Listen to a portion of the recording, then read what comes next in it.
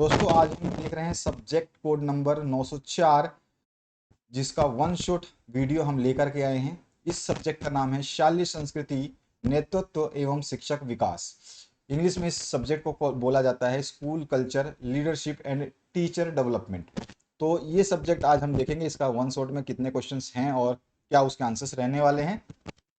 एक बहुत सारे बच्चों को प्रॉब्लम आ रही है, जो यूट्यूब पे हम वीडियो डाल रहे हैं तो उसमें क्या हो रहा है कि आप देख पा रहे हैं कि उसकी लैंग्वेज जो है इंग्लिश में आ रही है, आपको सुनाई देगा इंग्लिश में। ज़्यादातर बच्चों को नहीं आती है, लेकिन कई बहुत मैक्सिमम बच्चों को आ रही है। तो इंग्लिश लैंग्वेज आ जा रही है, तो इंग्लिश लैंग्वेज को सीधा सीधा जो है आप चेंज कर सकते हैं, हिंदी में कर सकते हैं। ठीक है, उसमें घबराने की ज़रूरत नहीं है। बहुत बच्चों को पता नहीं है, कुछ बच्चों ने हमें संपर्क किया कि ऐसी प्रॉब्लम आ रही है। तो इंग्लिश को हिंदी में करने के लिए जो आप वीडियो देख रहे हैं, आपके स्क्रीन पर जो भी आप वीडियो अभी खोल के बैठे हुए हैं, ये स्क्रीन वीडियो की जो स्क्रीन है, जो वीडियो आप देख रहे हैं उसके स्क्रीन के कोने पर यहाँ पे एक सेटिंग का बटन आता है, छोटा सा। देखोगे आप जब वीडियो के स्क्रीन को टच करोगे तो ये सेटिंग का बटन दिखाई देगा, नहीं तो नहीं दिखाई देगा। तो जैसे ही टच करोगे एक बार तो ये सेटिंग का बटन दिखाई देगा। यहाँ पर जैसे ही इसको आप टच करोगे, सेटिंग के बटन को टच करोगे, तो आपको लैंग्वेज लैंग्वेज का एक ऑप्शन विंडो नया खुल जाएगा, लैंग्वेज ऑप्शन दिखाई देगा। ठीक है, अब लैंग्वेज ऑप्शन में आप जैसे ही जाओगे तो वहाँ पर इंग्लिश और हिंदी का ऑप्शन दिखाई देगा। इंग्लिश भी दिखाई देगा और हिंदी भी दिखाई देगा। तो हिंदी को टच कर देना तो आपको हिंदी जो है दिखाई देगी। तो यहाँ पर जो है ये सेटिंग है। ठीक है, इस सेटिंग में जाओगे, इस सेटिंग को क्लिक करोगे तो आपको ये लैंग्वेज ऑप्शन दिखाई देगा। लैंग्वेज में जाओगे तो आपको इंग्लिश और हिंदी दिखाई देगा। हिंदी को टच कर देना तो आपको हिंदी में पूरा वीडियो देखने को मिल जाएगा।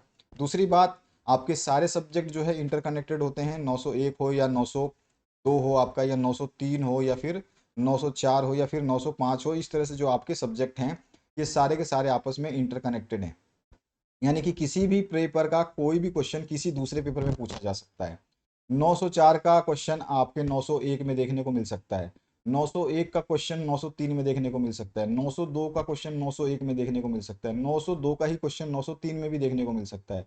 और इसी तरह से 903 का क्वेश्चन जो है 904 में या 901 में, किसी में भी, मतलब आपस में कोई भी क्वेश्चन इधर उधर हो सकता है, ये ध्यान रखना। तो सब्जेक्ट आपका बहुत ही इंटरकनेक्टेड है, क्योंकि सिलेबस लगभग लगभग 10 to 15% हर सब्जेक्ट का सिलेबस आपका कॉमन है पूरे सब्जेक्ट में।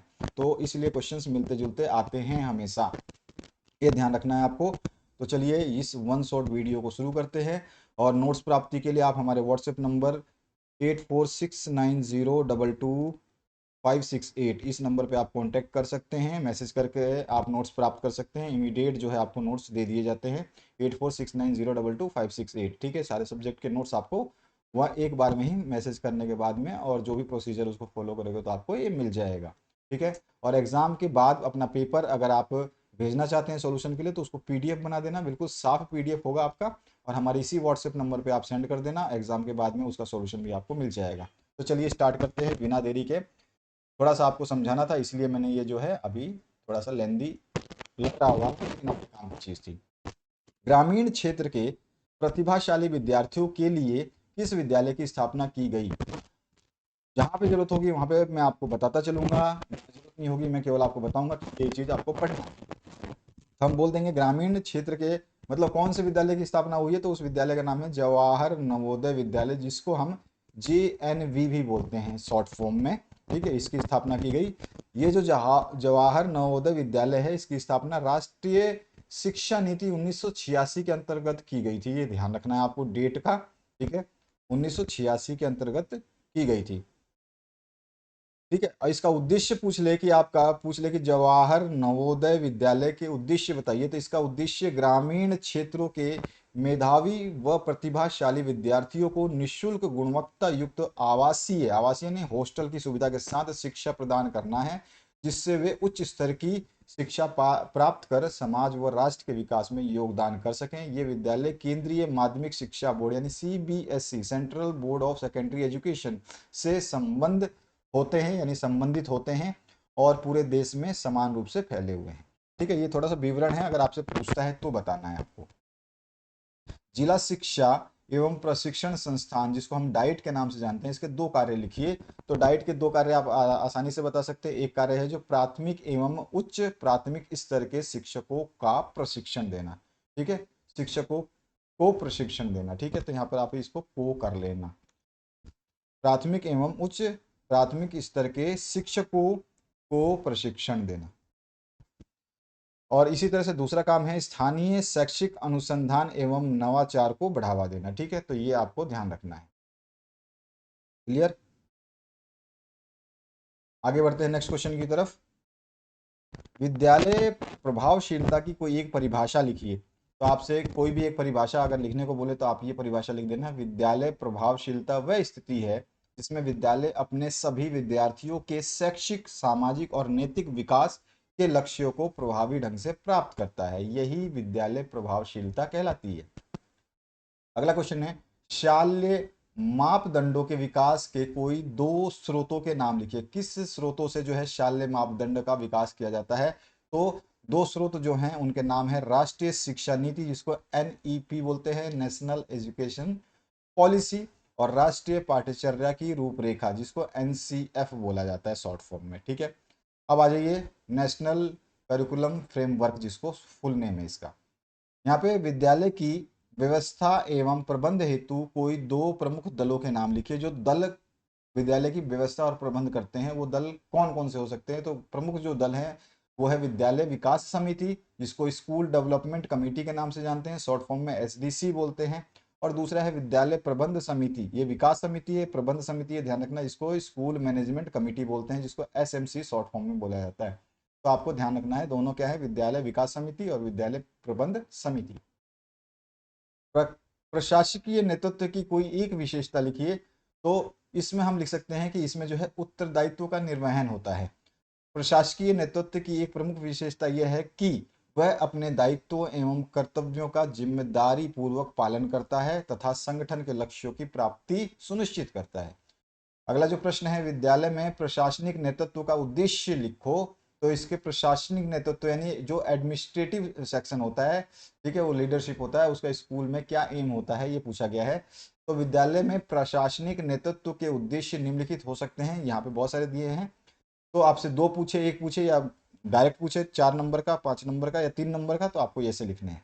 विद्यालय की शैक्षिक गुणवत्ता में सुधार करना, विद्यालय की समुचित व्यवस्था एवं संसाधनों का कुशल प्रबंध करना, और शिक्षकों, विद्यार्थियों एवं अभिभावकों के बीच समन्वय स्थापित करना, विद्यालय के लक्ष्यों की प्राप्ति हेतु प्रभावी योजना एवं नीति बनाना, और विद्यालय में अनुशासन, पारदर्शिता और उत्तरदायित्व सुनिश्चित करना। इसी तरह से अगला प्रश्न जो है, देख सकते हैं, आपको मैं केवल पढ़ रहा हूँ और आपको समझ में आ जा रहा है। बहुत ही सिंपल लैंग्वेज यूज की गई है। जो हमेशा हर वीडियो में बताता हूँ, 9th और 8th क्लास के बच्चे को अगर ये पीडीएफ दे दी जाए, ठीक है, ये वीडियो दिखा दी जाए कि 9th क्लास में है बच्चा और 8th क्लास में है, तो वो इसको, मैं बता रहा हूँ, 3 से 4 घंटे में 2-3 बार पढ़ करके आपको पूरा याद कर सुना सकता है, क्योंकि इसकी लैंग्वेज बहुत सिंपल है। ठीक है, लैंग्वेज को सिंपल रखी गई है ताकि हर स्तर का बच्चा, चाहे कोई भी बच्चा हो, वो आसानी से इसको पढ़ सके। ठीक है, चलिए अब आगे देखते हैं। दल में कार्य करने के लिए कौन सी प्रमुख योग्यता होनी चाहिए? दो के नाम लिखिए। तो दो की जगह मैंने बहुत सारे दिए हैं। क्वेश्चन अगर बड़ा आएगा तो बहुत सारे लिखने पड़ेंगे। क्वेश्चन छोटा आता है, जितने नंबर का भी क्वेश्चन आएगा, सपोज करिए 4 नंबर का क्वेश्चन आता है, तो आप एक एक एक्स्ट्रा पॉइंट लिखिए, 5 पॉइंट। इसमें आप 5 पॉइंट, जैसे ये पहला पॉइंट, ये दूसरा पॉइंट, ये तीसरा पॉइंट, इस तरह से आप 5 पॉइंट लिखेंगे। अगर 3 नंबर का क्वेश्चन आता है तो आप 4 पॉइंट लिखिए। जितने नंबर का क्वेश्चन है उससे एक एक्स्ट्रा पॉइंट आपको हमेशा लिखने की कोशिश करनी है, याद करने की कोशिश करनी है, ताकि एग्जामिनर आपके एक भी मार्क्स ना काट पाए। गलती से कोई पॉइंट आप गलत लिख दे तो भी वो ना काट पाए। तो यहाँ पर हम दो जो है आपको प्रमुख योग्यताएं बता रहे हैं। दो तो आपको लिखने हैं, बाकी बहुत सारे हैं। जैसे कि संचार कौशल, यानी कि दल में तैयार करने के लिए किसी का भी जो हो वो संचार कौशल अच्छा हो। ठीक है, टीम के प्रत्येक सदस्य के साथ स्पष्ट और प्रभावी संवाद करना, यानी संचार करना, ताकि विचारों का सही आदान प्रदान हो सके और कोई भी जानकारी मिस ना हो, ठीक है ना, रह ना जाए।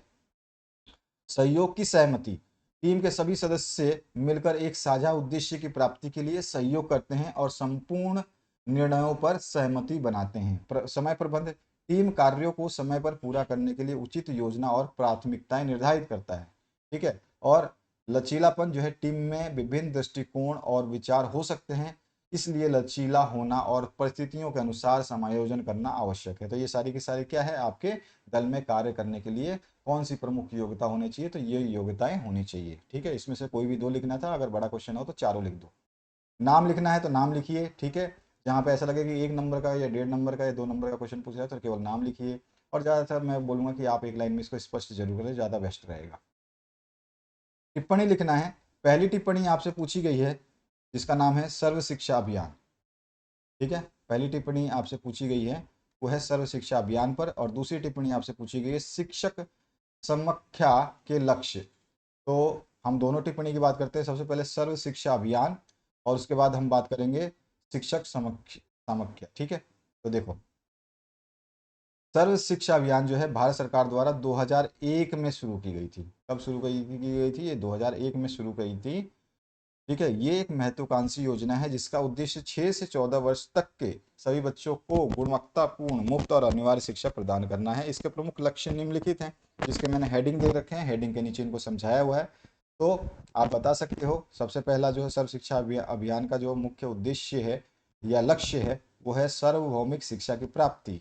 दूसरा उद्देश्य या लक्ष्य है शिक्षा की गुणवत्ता में सुधार। तीसरा जो लक्ष्य है लड़कियों, अनुसूचित जाति, जनजाति और विशेष जरूरत वाले बच्चों के लिए समान अवसर। और चौथा लक्ष्य है शिक्षा का बुनियादी ढांचा तैयार करना। ठीक है, तो ये है सर्व शिक्षा अभियान के मुख्य लक्ष्य। अगर हम बात करें दूसरी टिप्पणी की, तो उसमें पूछा गया है शिक्षक सामख्या संघ, है ना। तो इसके ऊपर हमें जो है बताना है कि लक्ष्य, सॉरी, उसके भी लक्ष्य बताना है। शिक्षक सामख्या के लक्ष्य क्या है? तो शिक्षक सामख्या एक महत्वपूर्ण योजना है जिसका उद्देश्य शिक्षा प्रणाली में सुधार करना और शिक्षकों की भूमिका को सशक्त बनाना है। इसमें शिक्षक का नाम आ गया, तो शिक्षक की भूमिका को सशक्त बनाना है। यह योजना भारत सरकार द्वारा विद्यालयों में शिक्षकों के कार्य और उनकी जिम्मेदारियों को प्रोत्साहित करने के लिए बनाई गई थी, जिसके निम्नलिखित उद्देश्य हैं। हम बता सकते हैं शिक्षकों का व्यावसायिक विकास करने के लिए, शिक्षकों के अधिकार और जिम्मेदारियों को स्पष्ट निर्धारण करने के लिए, शिक्षक शिक्षिका का सहयोग और एकजुटता के लिए, साथ ही साथ जो है शिक्षा के मान को का सुधार करने के लिए जो है ये बनाया गया था शिक्षक सामख्या। अब आते हैं नेक्स्ट, समुदाय का महत्व लिखिए। तो समुदाय का महत्व अधिक होता है क्योंकि यह व्यक्ति और समाज के बीच संबंधों को मजबूत करने, सामाजिक समरसता को बढ़ावा देने और शैक्षिक विकास में सहायक होता है। समुदाय के महत्व को निम्नलिखित बिंदुओं से समझा जा सकता है। अब समुदाय का महत्व क्या क्या है? सामाजिक समर्थन और सुरक्षा प्रदान करना, ठीक है, शिक्षा में सहयोग करना, उसके अलावा जो है सांस्कृतिक और परंपराओं का संरक्षण करना, संस्कृति और परंपराओं का संरक्षण करना, समाज में जिम्मेदारी और योगदान, समाज के विकास में योगदान। इसके बाद जो नेक्स्ट क्वेश्चन है, शैक्षिक भ्रमण को समझाइए। तो शैक्षिक भ्रमण एजुकेशनल टूर को बोला जाता है। ये एक प्रकार की यात्रा होती है जिसे विद्यार्थियों के शैक्षिक और सामाजिक विकास के उद्देश्य से किया जाता है। यह भ्रमण पाठ्यक्रम के बाहर की गतिविधि होती है जो छात्रों को न केवल शैक्षिक ज्ञान प्राप्त करने का अवसर देता है बल्कि उनका मानसिक और सामाजिक विकास भी करता है। शैक्षिक भ्रमण के प्रमुख उद्देश्य क्या क्या हो सकते हैं? तो व्यवहारिक ज्ञान प्राप्त करना यानी प्रैक्टिकल नॉलेज प्राप्त करना, दृष्टिकोण में सुधार, ठीक है, समाज और संस्कृति का अध्ययन और सामाजिक और मानसिक विकास है, मनोरंजन और शिक्षा का संयोजन, ये सारे के सारे आप इसमें लिख सकते हैं। इसके बाद शैक्षिक प्रशासन का अर्थ एवं परिभाषा लिखिए। शैक्षिक प्रशासन का अर्थ बताना है, परिभाषा भी लिखनी है। तो शैक्षिक प्रशासन एक प्रक्रिया है जिसके माध्यम से विद्यालयों और अन्य शैक्षिक संस्थाओं की समुचित और प्रभावी संचालन सुनिश्चित की जाती है। इसमें संसाधनों का प्रबंध, नीति निर्धारण और शैक्षिक उद्देश्यों की प्राप्ति के लिए कार्यों का नियोजन और नियंत्रण शामिल होता है। शैक्षिक प्रशासन का उद्देश्य विद्यार्थियों को गुणवत्तापूर्ण शिक्षा प्रदान करना और शिक्षा की प्रणाली को सुव्यवस्थित करना होता है। परिभाषा के नाम पर अगर हम लिखना चाहें तो हम लिख सकते हैं शैक्षिक प्रशासन वह प्रक्रिया है जिसके द्वारा शैक्षिक संस्थाओं में सभी प्रशासनिक कार्यों का प्रबंध किया जाता है ताकि शिक्षा का स्तर उच्चतम हो सके और विद्यार्थियों की सर्वांगीण प्रगति हो सके। इसमें शिक्षक, विद्यार्थियों, अभिभावकों और अन्य शैक्षिक कर्मचारियों के बीच सहयोग और समन्वय की महत्वपूर्ण भूमिका होती है। तो इस तरह से आपको याद करना है। शाला विकास समिति से आप क्या समझते हैं? तो शाला विकास समिति जो SDC, अभी हमने शॉर्ट फॉर्म पढ़ा था, ठीक है ना। तो ये क्या होती है? एक ऐसी समिति होती है जिसे विद्यालय की समग्र प्रगति और विकास सुनिश्चित करने के उद्देश्य से गठित किया गया जाता है। यह समिति विद्यालय की आवश्यकताओं का मूल्यांकन करती है और विद्यालय के भौतिक यानी बिल्डिंग सिल्डिंग, पानी का व्यवस्था, ये सब देखती है। भौतिक, शैक्षिक और प्रशासनिक सुधार के लिए यानी टीचरों में क्या सुधार होना चाहिए, कैसे नए टीचर होने चाहिए, अच्छे टीचर कैसे भर्ती करें, ये सब सुधार के लिए योजनाएं बनाती है। शाला विकास समिति में, शाला मतलब विद्यालय, शाला विकास समिति में स्कूल के प्रमुख शिक्षक, ठीक है, स्कूल के प्रमुख यानी प्रधानाचार्य, शिक्षक, अभिभावक, समाज के प्रतिष्ठित लोग और अन्य हितकार शामिल होते हैं, ठीक है, हितधारक शामिल होते हैं। इसके प्रमुख उद्देश्य आपसे पूछ सकता है कभी भी, शाला विकास समिति के प्रमुख उद्देश्य बताइए, तो उसके उद्देश्य क्या है जो वो काम करता है, जैसा कि अभी हमने बताया कि क्या योजना बनाता है, तो विद्यालय का समग्र विकास करना इसका उद्देश्य है। विद्यालय की गुणवत्ता में सुधार करना, समाज और अभिभावकों की भागीदारी को बढ़ाना, संसाधनों का समुचित प्रबंध करना।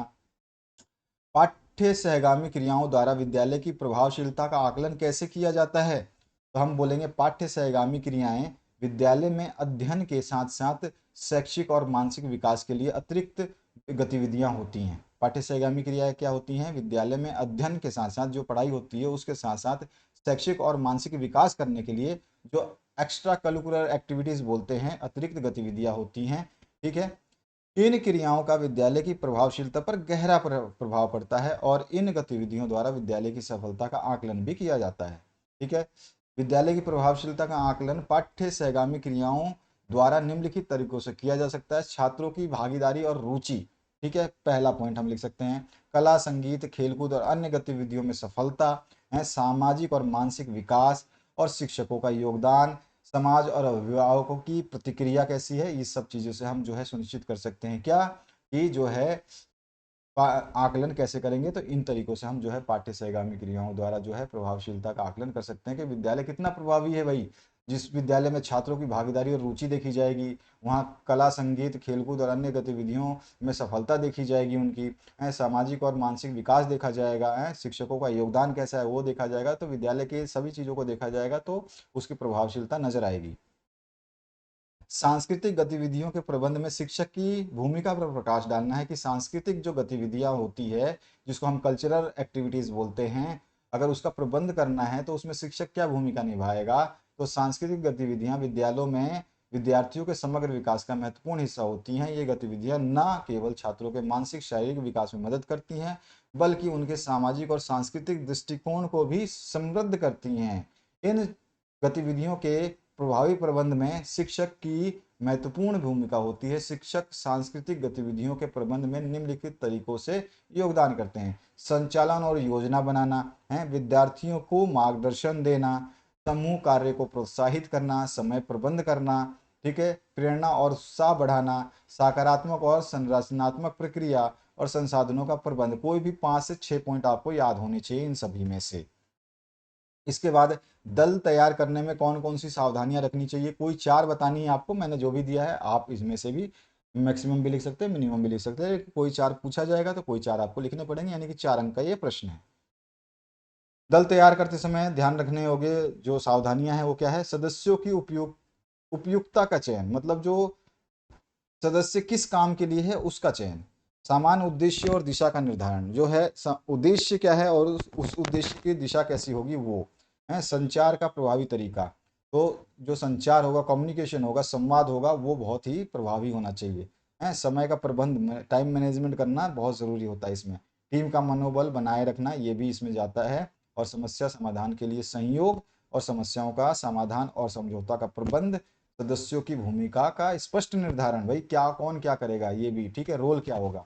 तो ये 8 मैंने बताए, इसमें से कोई भी 4 आपको लिखने हैं, तो जितने बोलेगा एग्जामिनर उतना ही लिखना, उससे एक भी ज़्यादा लिखने की कोई प्रयास मत करना, एक भी नंबर एक्स्ट्रा नहीं मिलेगा। गलत लिख दोगे और फालतू में टाइम स्ट्रेस दोगे, अपना टाइम खराब करोगे, स्ट्रेस लोगे, एग्जामिनर उसको पढ़ेगा नहीं, 4 पॉइंट पड़ेगा स्टार्टिंग के, चाहे आपने 4 सही लिखे हैं या गलत लिखे हैं, वो 5वां नहीं पड़ेगा। अगला जो क्वेश्चन है, दल तैयार करने के सोपानों के नाम लिखिए। अब दल तैयार करने के सोपान के नाम लिखने हैं। तो लक्ष्य का निर्धारण, ये पहला सोपान है। किसी दल को तैयार करोगे तो लक्ष्य का पता होना चाहिए, वो दल किस लिए तैयार हो रहा है। सदस्य, फिर उस लक्ष्य को ध्यान में रखते हुए कौन कौन से सदस्य होने चाहिए उसका चयन करोगे।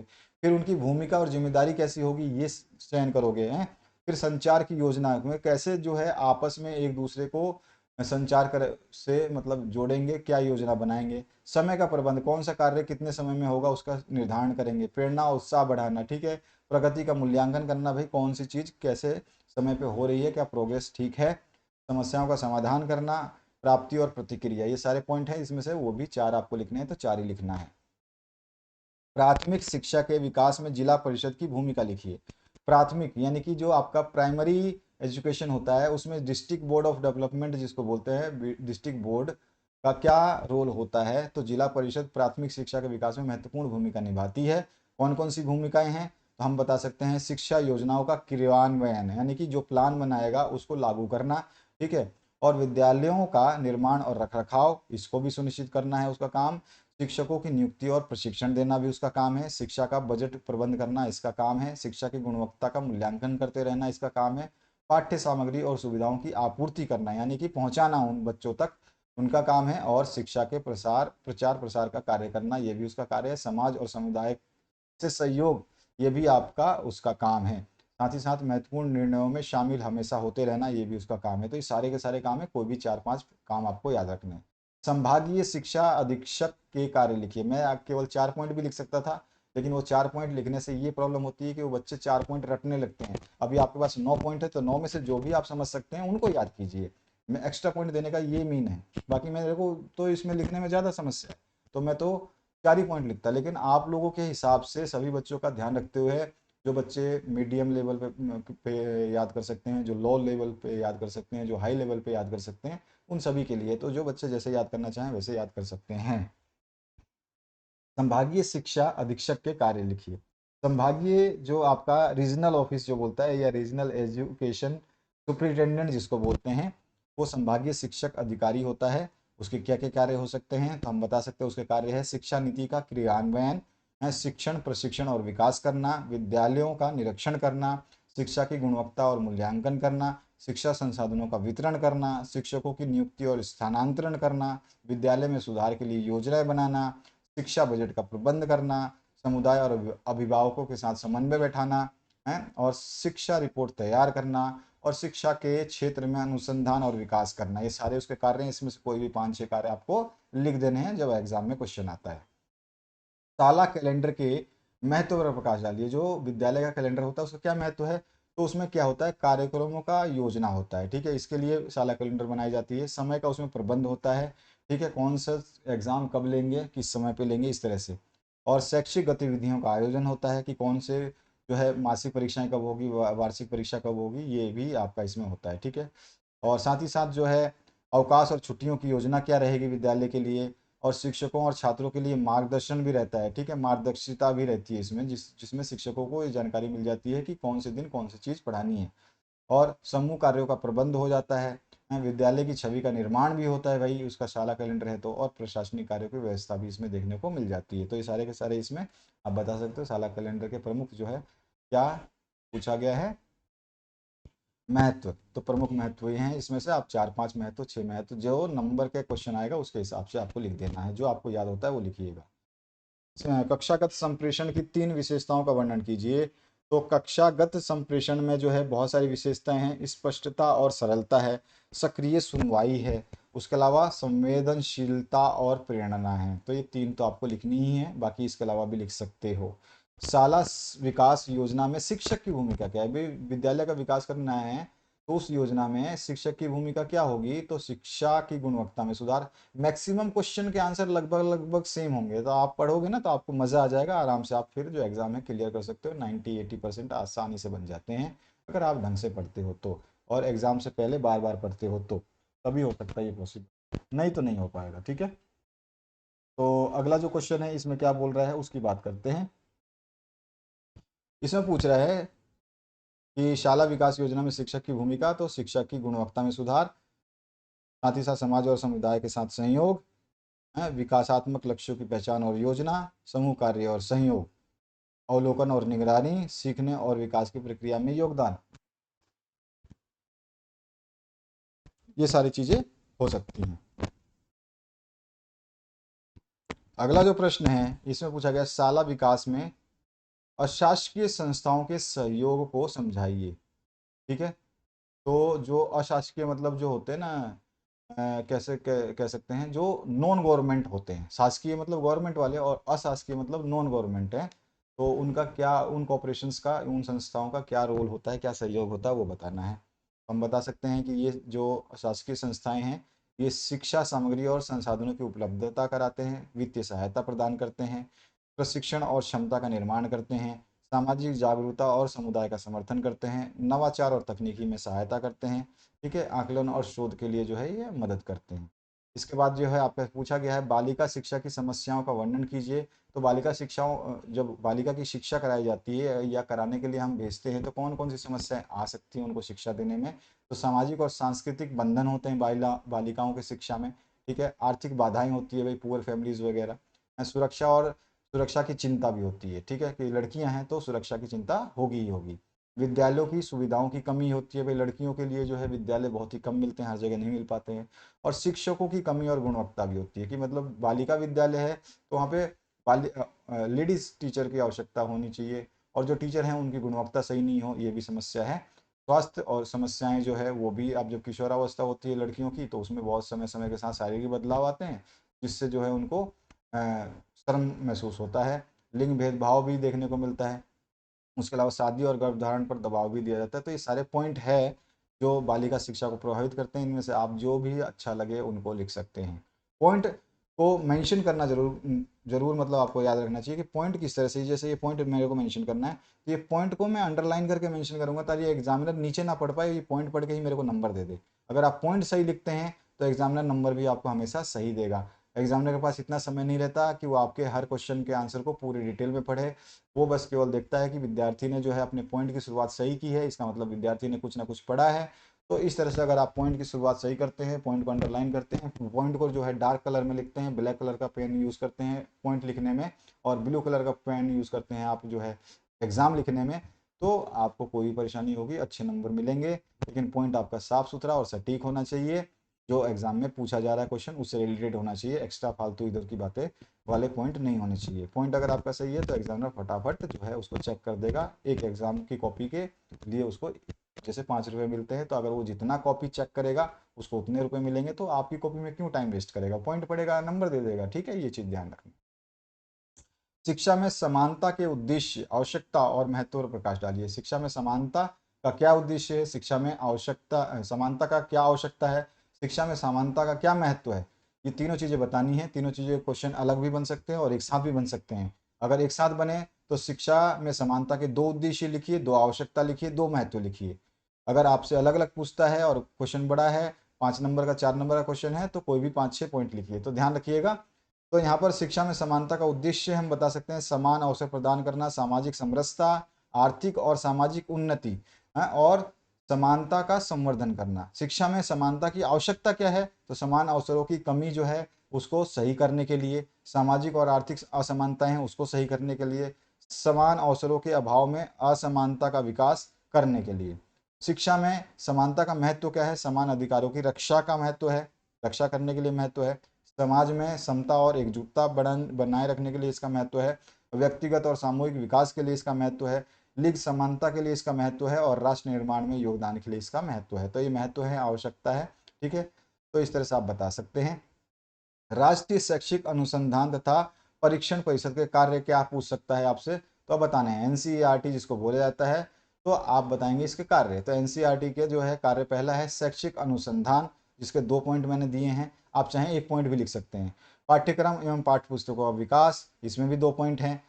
शिक्षक प्रशिक्षण, इसमें 2 पॉइंट। शैक्षिक प्रौद्योगिकी का प्रयोग, उसके अलावा जो शैक्षिक मानक और गुणवत्ता, और शिक्षा नीति में योगदान, ठीक है, शैक्षिक पुस्तकालय और संसाधन केंद्र, उसके अलावा जो है शैक्षिक अनुभवों का प्रसार। तो ये सारे पॉइंट हैं जिसमें से आप एक एक पॉइंट भी चूज कर सकते हैं। जो दो दो मैंने पॉइंट दिए हैं, आप एक पॉइंट जो आपको अच्छा लगता है उसको याद करिएगा, उसको लिखना है आपको।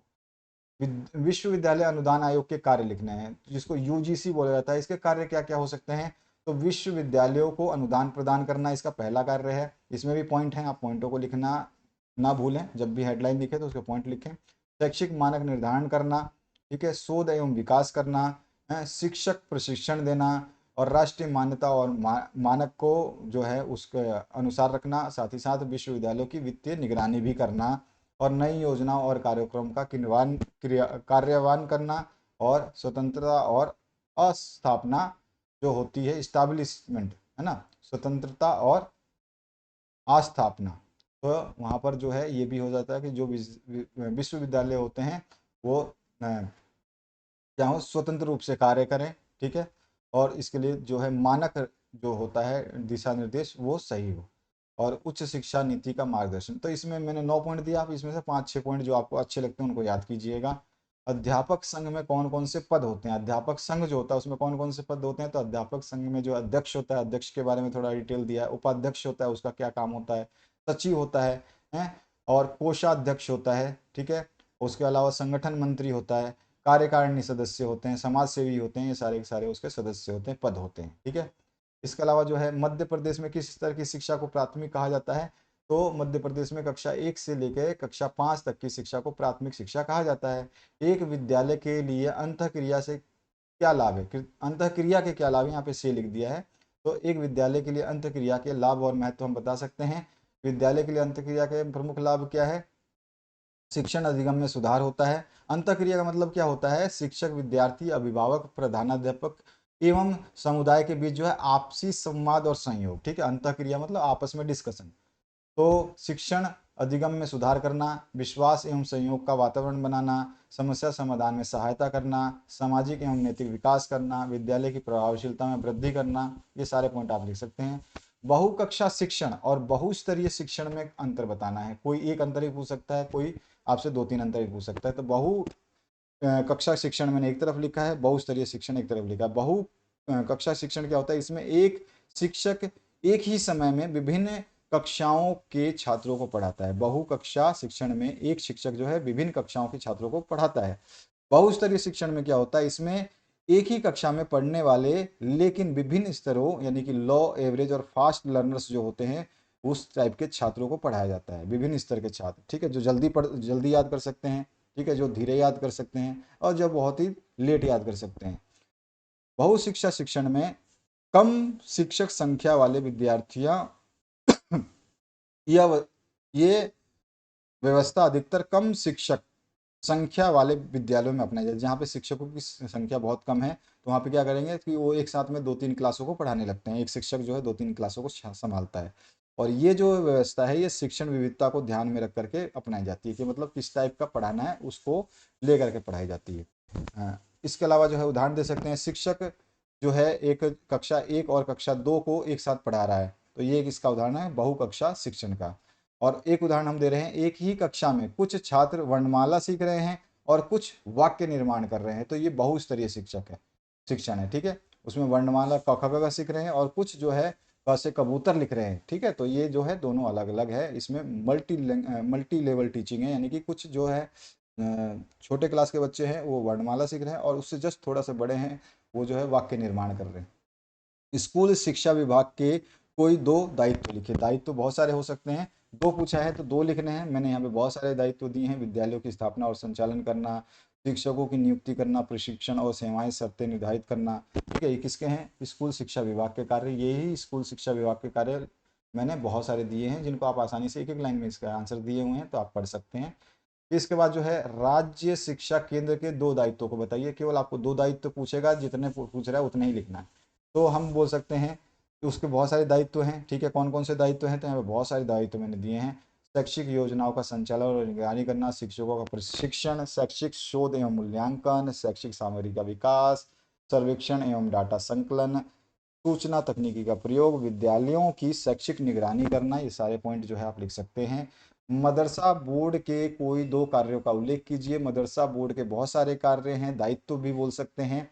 तो हम बोल सकते हैं मदरसों को मान्यता प्रदान करना मदरसा बोर्ड का ये काम है। जो मदरसा हैं, जो भी मदरसे खुलते हैं उनको मान्यता देना। शिक्षण सामग्री एवं पाठ्यक्रम निर्धारण करना, उस मदरसों में क्या पढ़ाया जाएगा, शिक्षकों का प्रशिक्षण देते हैं, ठीक है। साथ ही साथ आर्थिक सहायता और अनुदान देना, छात्रवृत्ति योजना लागू करना, साथ ही साथ मूल्यांकन एवं शिक्षा प्रणाली कैसी रहेगी मदरसों की वो भी बताना, और मदरसा मदरसा आधुनिकरण कार्यक्रम भी विकसित करना ताकि मदरसों को जो हाईटेक किया जा सके। प्रशासनिक नेतृत्व के मुख्य दायित्वों को लिखिए, कोई भी 2 दायित्व आप लिख सकते हैं, यहाँ पे मैंने बहुत सारे दायित्व दिए हैं। तो जैसे कि आपका पहला इसमें दायित्व हो सकता है योजना बनाना और क्रियान्वयन करना है, मानव संसाधन का समुचित उपयोग करना, कार्य का पर्यवेक्षण और मूल्यांकन करना, संचार एवं संवाद स्थापित करना, समस्या समाधान एवं निर्णय क्षमता, गुणवत्ता सुधार पर ध्यान देना। इसके बाद में विद्यालय एक सामाजिक संगठन है, स्पष्ट कीजिए। तो हम कह सकते हैं विद्यालय केवल एक शिक्षण संस्थान ही नहीं बल्कि यह सामाजिक संगठन भी है, क्योंकि यह बच्चों में क्या करता है, समाज के बच्चों को शिक्षित करने के लिए, एक अच्छा नागरिक बनने के लिए जो प्रेरित करता है, और सामाजिक मूल्य जैसे कि नैतिकता, अनुशासन और सहयोग की भावना का विकास करता है। विद्यालय को सामाजिक संगठन कहने के बहुत सारे कारण हैं, जिसमें इसका सामाजिक उद्देश्य की पूर्ति करता है विद्यालय, सामाजिक सहयोग से संचालन करता है विद्यालय, सामाजिक मूल्य और व्यवहार का विकास करता है विद्यालय, समाज की समस्याओं पर विचार करता है विद्यालय, सामाजिक संरचना का प्रतिबिंब भी है विद्यालय। तो ये सारे पॉइंट लिख सकते हैं। भारतीय संविधान में मातृभाषा शिक्षण के लिए क्या प्रावधान है, तो हम बोल सकते हैं कि जो अनुच्छेद है आपका 350A, इसके अंदर क्या प्रावधान दिया गया है कि बच्चों की मातृभाषा में जो है प्राथमिक शिक्षा प्रदान की जाए, ये इस अनुच्छेद 350A कहता है। राष्ट्रीय शिक्षा नीति जो है 2020 की, ये कहती है कि कक्षा 5 और संभव हो सके तो कक्षा 8 तक की शिक्षा मातृभाषा यानी क्षेत्रीय भाषा में दी जाए। अनुच्छेद 29 का पहला भाग कहता है कि यह अल्पसंख्यकों को अपनी भाषा, लिपि और संस्कृति को सुरक्षित रखने का अधिकार देता है, जो मातृभाषा के संरक्षण और शिक्षण में सहायक है। तो ये है आपका भारतीय संविधान में मातृभाषा शिक्षण के प्रावधान। सामान्य नेतृत्व और अध्यापक नेतृत्व की अवधारणा क्या अंतर है। सामान्य नेतृत्व यानी कि आप बोल सकते हैं इसको जो कॉमन लीडरशिप होता है, कॉमन, और अध्यापक यानी कि टीचर लीडरशिप। तो इसमें क्या जो है आप जो है अंतर बता सकते हैं। तो पहले सामान्य नेतृत्व में विभिन्न क्षेत्रों में कार्य हो सकता है, जैसे सामान्य नेतृत्व में संगठन है, व्यवसाय है, सरकार है, समाज है, इसके किसी भी कार्य में मतलब क्षेत्र में कार्य हो सकता है। प्रभावित क्षेत्र जो होते हैं वो भी आपके बहुत सारे राजनीतिक हो सकते हैं, व्यवसायिक, सामुदायिक और भी हो सकते हैं, ठीक है। लक्ष्य क्या होगा, प्रगति क्या होगी, इसकी ये बात है सामान्य नेतृत्व में। और यही अध्यापक का नेतृत्व तो वो विशिष्ट क्षेत्र होगा, उसका प्रभावित क्षेत्र जो है वो शिक्षा होगा, विद्यालय होगा, ठीक है, विद्यार्थी होगा। लक्ष्य जो है और प्रकृति क्या है, तो इन दोनों में मैं आपको अलग अलग बता चुका हूँ, इसको आप पढ़ सकते हैं, याद कर सकते हैं। अध्यापक अपने कार्य क्षेत्र में कौन कौन से निर्णय लेता है। तो अध्यापक अपने कार्य क्षेत्र में बहुत सारे निर्णय ले सकते हैं। पाठ्यक्रम और शिक्षण विधि का चयन वो कर सकता है, समय प्रबंध और कक्षा का प्रबंध कर सकता है, शिक्षण सामग्री का चयन कर सकता है, विद्यार्थियों के मूल्यांकन का तरीका वो अपना सकता है, ठीक है, शिक्षा से संबंधित समस्याओं का समाधान कर सकता है। तो ये सारे बहुत सारे पॉइंट है जिनको आप इसमें पढ़ सकते हैं। कक्ष प्रक्रिया में शिक्षक के संप्रेषण को स्पष्ट कीजिए। जो शिक्षक है उसका संप्रेषण जो है कक्षा कक्ष में कैसा होगा। तो शिक्षक के संप्रेषण के मुख्य पहलू क्या है, सामान्य भाषाई संप्रेषण करेगा, शारीरिक भाषा जो उसकी बॉडी लैंग्वेज है, सुनने की क्षमता, प्रश्न पूछना और संवाद स्थापित करना, दृश्य सामग्री का उपयोग करना, ध्वनि का उच्चारण करना। देख सकते हो कि इस तरह के बहुत सारे पॉइंट जो है मैंने दिए है, उस पर प्रोत्साहन और प्रेरणा। तो इसमें से जो आपको अच्छा लगता है उन पॉइंटों को आपको याद करना है। शाला प्रबंध से क्या से है, तो अभी अभी हमने ऊपर भी पढ़ा था शाला प्रबंध क्या होता है, शाला प्रबंध से क्या तात्पर्य है। तो वही चीज़ जो हमने ऊपर पढ़ा था वही चीज़ मैंने यहाँ पे लिखी है। क्वेश्चन को किसी तरह से घुमाया जा सकता है। कभी कभी आपसे क्वेश्चन पूछता है शाला प्रबंध के मुख्य तत्व कौन कौन से हैं। तो शाला प्रबंध के मुख्य तत्व जो है संसाधनों का प्रबंध करना, ठीक है, शैक्षिक योजनाएं और नीतियां बनाना, शिक्षक और कर्मचारी प्रबंध करना, विद्यालयों का प्रबंध करना, आंतरिक और बाहरी संबंधों का प्रबंध करना। इसके अलावा मध्य प्रदेश पाठ्य पुस्तक निगम के क्या कार्य हैं, कोई दो कार्य लिखने हैं। तो मैंने बहुत सारे मध्य प्रदेश पाठ्य पुस्तक निगम के कार्य लिखे हैं। पुस्तकों का निर्माण और प्रकाशन करना, पुस्तकों का वितरण करना, पाठ्य पुस्तकों का अद्यतन करना यानी समय समय पर जो है इसमें बदलाव करते रहना, अपडेट करते रहना, ठीक है। शिक्षक मार्गदर्शक सामग्री का निर्माण करना, पुस्तकालय और शैक्षिक संसाधनों का समर्थन करना, गुणवत्ता नियंत्रण और निगरानी करना, विपणन और बिक्री यानी कि मार्केटिंग भी करना, ठीक है, और सेल भी करना। विपणन मतलब है मार्केटिंग, एडवर्टाइजिंग, और पाठ्यक्रम के अनुरूप सामग्री का विकास करना। इसके अलावा नेक्स्ट क्वेश्चन है संस्कृत बोर्ड के कार्यों का उल्लेख कीजिए।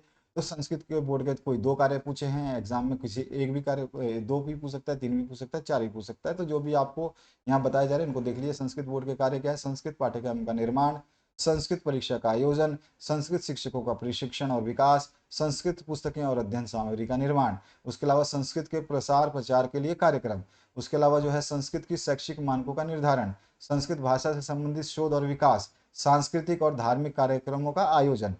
इसके अलावा जो नेक्स्ट क्वेश्चन पूछा जाता है जिला प्राथमिक कार्यक्रम क्या है, स्पष्ट कीजिए, जिसको डीपीई प्रोग्राम बोलते हैं, डीपीईपी, ठीक है, डीपीईपी तो शॉर्ट फॉर्म में उसका क्या है, देखो यहाँ पे डीपीईपी लिखा है। तो ये जिला प्राथमिक शिक्षा कार्यक्रम जो है ये भारत सरकार द्वारा 1994 में शुरू किया गया था, ये ध्यान रखना है आपको। ठीक है, तो मुख्य उद्देश्य क्या है? मुख्य उद्देश्य हम बता सकते हैं बहुत सारे। प्राथमिक शिक्षा तक पहुंच सुनिश्चित करना, शिक्षा की गुणवत्ता में सुधार करना, स्कूल में बच्चों की उपस्थिति बढ़ाना और समावेशी शिक्षा प्रदान करना। ठीक है, समावेशी शिक्षा व्यवस्था प्रदान करना। इसकी मुख्य गतिविधियां और कार्य क्या है? अगर ये बड़ा क्वेश्चन पूछेगा तो थोड़ा सा आपको स्पष्ट करना है, तो बड़ा क्वेश्चन ही है, तो ये आप लिखो ना लिखो, केवल आपको समझाने के लिए किया गया है, लेकिन इसमें मेन बिंदु था। मुख्य उद्देश्य लिख दोगे और उसके कार्य लिख दोगे या गतिविधियां लिख दोगे एक एक पॉइंट में, तो भी शिक्षक प्रशिक्षण, पाठ्यक्रम सामग्री और शैक्षिक उपकरणों की उपलब्धता, स्कूल भवन और बुनियादी ढांचे का सुधार, बालिका शिक्षा को प्रोत्साहन करना, समुदाय की भागीदारी को बढ़ाना। विद्यालय विकास योजना में अनिवार्य तत्वों का उल्लेख कीजिए। विद्यालय विकास योजना में जो अनिवार्य तत्व कौन कौन से हैं वो आपको बताने हैं, कोई भी चार। तो विद्यालय का मिशन और दृष्टिकोण जो है ये पहला अनिवार्य तत्व।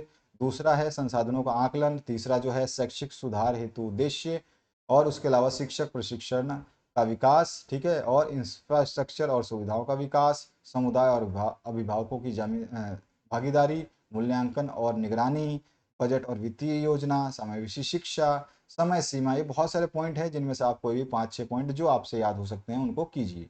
विद्यालय विकास योजना बनाने के कोई 4 कारण लिखिए। विद्यालय विकास योजना जब हम बनाते हैं तो उसके क्या कारण हो सकते हैं, तो हम बताएंगे। एक कारण है जो शैक्षिक गुणवत्ता में सुधार करना। दूसरा कारण है संसाधनों का उचित उपयोग करने के लिए इसका बनाया जाता है योजना को, और समाज और अभिभावकों की भागीदारी को बढ़ाने के लिए इस योजना को बनाया जाता है। दीर्घकालिक लक्ष्यों की प्राप्ति के लिए इस योजना को बनाया जाता है, कि जो लंबे समय में योजनाएं हमें लक्ष्य प्राप्त करने हैं तो उसके लिए हमें कुछ ना कुछ योजना बनानी होगी इसके लिए। उसके अलावा जो है एक शिक्षक की शैक्षिक जिम्मेदारियां कौन सी होती है, तो आप सभी जानते हैं एक टीचर की शैक्षिक जिम्मेदारी क्या होती है? पाठ्यक्रम और योजना का पालन करना, शिक्षण विधियों का चयन करना, छात्रों का मूल्यांकन करना और शैक्षिक सामग्री का प्रबंध करना, छात्रों को प्रेरित करना, समस्या प्रधान समाधान करना और समय प्रबंध करना, और अनुसंधान अनुसंधान और विकास करना। विद्यालयों को अधिगम संगठनों के रूप में विकसित करना क्यों आवश्यक है? विद्यालयों को अधिगम संगठन यानी सीखने वाले संगठन के रूप में विकसित करना क्यों आवश्यक है? तो सतत सुधार और विकास के लिए, शिक्षकों और छात्रों की क्षमता का सुधार करने के लिए, संवेदनशीलता अनुकूल क्षमता के लिए, उसके अलावा समाज और समुदाय से जुड़ाव के लिए, निर्णय लेने में सहयोग करने के लिए, शिक्षा में नवाचार के लिए जिसको इनोवेशन बोलते हैं, और स्वतंत्रता और आत्मनिर्भरता के लिए। अधिगम हेतु प्रभावी विद्यालय बनाने में शिक्षक की क्या भूमिका होगी? अधिगम यानी सीखने के लिए एक प्रभावी विद्यालय बनाना है, तो उसमें शिक्षक की क्या भूमिका होगी? तो गुणवत्तापूर्ण शिक्षण देगा वो, शिक्षण विधियों का नवाचार करेगा यानी इनोवेशन करेगा, नई नई तकनीकों के द्वारा पढ़ाएगा, सकारात्मक और प्रेरणादायक वातावरण जो है वहाँ पे बनाएगा। ठीक है, साथ ही साथ व्यक्तिगत अध्ययन पे जोर देगा, अधिगम और मूल्यांकन पे जोर देगा, टीम वर्क और सहयोग पर जोर देगा, प्रेरणा और मार्गदर्शन करेगा। तो ये सारी चीज़ें जो है इसमें आप लिख सकते हैं, बहुत सारे पॉइंट हैं। अब आते हैं नेक्स्ट क्वेश्चन पे, जिसको बोला गया है विद्यालय विकास योजना में अध्यापक की क्या भूमिका होगी। अब विद्यालय विकास योजना जो बनाई जाती है उसमें अध्यापक क्या कर सकता है? तो शैक्षिक उद्देश्यों का निर्धारण कर सकता है, शिक्षण विधियों को का सुधार कर सकता है, समस्या का समाधान कर सकता है। ये क्वेश्चन के आंसर ना लगभग लगभग सेम होते हैं, बहुत सारे क्वेश्चन देखोगे तो लगेगा कि ऐसा ही पढ़ रखा है, लेकिन क्वेश्चन यहाँ पे अलग हो जाता है, लेकिन आंसर जो है लगभग बहुत सारे क्वेश्चनों के सेम ही होते हैं। समस्या का समाधान करना, संसाधनों का प्रभावी उपयोग करना, समूह कार्य और सहयोग करना, समीक्षा और मूल्यांकन करना, व्यावसायिक विकास करना, सहायक योजनाओं का कार्यान्वयन करना, उसके अलावा मूल्य और शैक्षिक नैतिक शिक्षा और अभिभावक और समुदाय के साथ संबंध। इसे पूछा गया विद्यालय में लैंगिक समानता हेतु शिक्षक की भूमिका स्पष्ट कीजिए। भैया विद्यालय में अगर लैंगिक समानता बनाए रखना है तो शिक्षक की क्या भूमिका होगी, यानी पुरुष और स्त्री में समानता बनाए रखनी हो तो उसकी क्या भूमिका होगी? तो समान अवसरों का निर्माण करना। ठीक है, उसके अलावा जो है वो बता सकता है कि लैंगिक भेदभाव को समाप्त कर सकता है। ठीक है, सकारात्मक दृष्टिकोण विकसित करना, सबके लिए सही सोचने का दृष्टिकोण विकसित करना, समानता की शिक्षा देना, उसके अलावा सामाजिक परंपराओं को चुनौती देना, जो पुरानी परंपराएं हैं उनको चुनौती दे सकता है, लैंगिक आधारित हिंसा और उत्पीड़न से निपटना है, स्वतंत्रता और आत्मनिर्भरता को बढ़ावा देना, समाज में समानता के लिए उदाहरण प्रस्तुत करना, लैंगिक समानता से संबंधित कार्यक्रमों का आयोजन करना। ये बहुत सारे कार्य जिसमें 5-6 लिख सकते हैं जो आपको याद हो। इसके बाद जो नेक्स्ट क्वेश्चन है, ब्रिज कोर्स से आप क्या समझते हैं, इसकी आवश्यकता और महत्व पर प्रकाश डालिए। देखिए ब्रिज कोर्स एक विशेष प्रकार का शैक्षिक कार्यक्रम होता है जो छात्रों को एक स्तर से दूसरे स्तर पर जाने में मदद करता है। ब्रिज मतलब होता है जो आप पुल बोलते हो, तो एक स्तर से दूसरे स्तर पे आप जाते हैं तो आप पुल को सामने, एक किनारे से दूसरे किनारे पे जाते हैं तो आप पुल के थ्रू जाते हैं। तो इसी तरह से अगर आप एक स्टेप से दूसरे स्टेप पे जाना चाहते हैं तो आपको ब्रिज कोर्स एक जो है शैक्षिक कार्यक्रम होता है जिसके द्वारा आप स्तर को बढ़ा सकते हैं, यानी कि एक सीढ़ी से दूसरी सीढ़ी पे जा सकते हैं, इसमें मदद करता है। इसका उद्देश्य क्या होता है? छात्रों को उनके पिछले ज्ञान और वर्तमान पाठ्यक्रम के बीच के अंतर को पटाना है, यानी कि उनको ये बताना है कि जो पिछला ज्ञान था और वर्तमान पाठ्यक्रम है, इनके बीच में जो आपको अंतर दिखाई दे रहा है वो क्या हो, कम हो जाए, ठीक है, उसका जो है समाधान हो पाए। यह कोर्स विशेष रूप से उन छात्रों के लिए तैयार किया जाता है जो किसी नई कक्षा में प्रवेश करते हैं, खासकर जब उनके पास आवश्यक शैक्षिक पृष्ठभूमि या ज्ञान का अभाव होता है, यानी कि उनके अंदर जो पिछली कक्षा में उन्होंने पढ़ा था वो ढंग से याद नहीं किया हो, ठीक है, या फिर ढंग से उनको पढ़ाया नहीं गया हो और उनकी जो है क्लास चेंज हो गई है। आप देखेंगे 8 तक जो आप पढ़ते हैं वो अचानक से 9th में चेंज हो जाता है, बहुत कुछ चेंज होता है, ऐसा नहीं कि सब कुछ, लेकिन बहुत कुछ चेंज होता है। इसी तरह से आप 10th तक जो पढ़ते हैं, 10th के बाद जैसे ही आप 11th में जाओगे तो बहुत कुछ चेंज हो जाता है, आर्ट्स कॉमर्स साइंस आ जाता है, तो हर स्टेप में आपको वहाँ पे चेंजेस देखने को मिलेगा। तो यही चीज़ हम जो है देख सकते हैं ब्रिज कोर्स के अंदर, उसमें जो है समस्या का समाधान किया जाता है। उदाहरण के लिए जब एक छात्र छात्र एक कक्षा से उच्च कक्षा में जाते हैं या नई विषय वस्तु की शुरुआत करते हैं तो ब्रिज कोर्स उन्हें उस विषय पर या उस विषय या स्तर से जुड़ी आवश्यक अवधारणाओं को समझने में मदद करता है, ठीक है। ब्रिज कोर्स की आवश्यकता क्या है, कभी क्वेश्चन पूछ ले तो आप बता सकते हो, ठीक है। आप क्या समझते हैं इसकी आवश्यकता और महत्व भी बतानी है तो आवश्यकताएं बता सकते हैं। ज्ञान के अंतर को पटाना यानी कम करना, नवीन शिक्षा प्रणाली में समायोजन करना, छात्रों के आत्मविश्वास को बढ़ाना, समान अवसर प्रदान करना। ब्रिज कोर्स का महत्व क्या है? तो समझ और कौशल में सुधार करना। महत्व अलग से पूछ सकता है, कौशल अलग से पूछ सकता है, दोनों को एक साथ पूछ सकता है। अकादमिक परिणामों में सुधार करना, शैक्षिक अवसरों का विस्तार करना, समाज में समानता और समावेशन करना, समाज के विकास में योगदान करना।